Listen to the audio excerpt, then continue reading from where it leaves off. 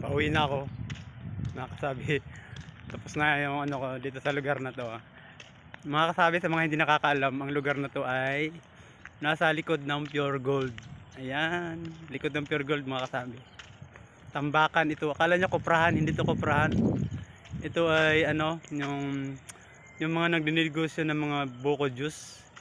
Yung bao na itatapo na dito nilalagay. Yan, diyan tinatambak. Tapos napapakinabangan ito ng mga residente rito dahil malaking pakinabang ito sa mga hindi maka-afford na pambili ng gasol. Malaking tulong ito. Yan. Ito na yung panggatong nila. Ayan, makasabi. Binibigay naman to ng may-ari. Basta magpapaalam ka lang. Yan. Ito kasi ang caretaker. Ayan. Ayan. Yan yung bahay na yan. May security guard kasi rito. Dapat magpapaalam bago kumuha. Ayan, may isang followers ako parating.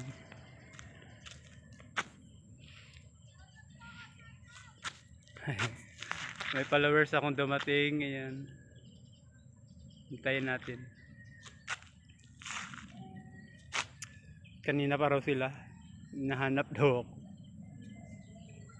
Ayan, sa shout out natin sila mga katabi.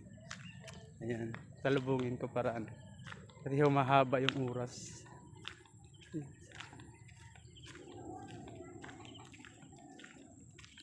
Yan, shout out ka. Shout out, dali. Shout out sa lahat ng nanonood kay anong sabi. Wow. Saan napunta nyo? Magtitinda ng gulay. Saan? Doon sa tabi ng ano.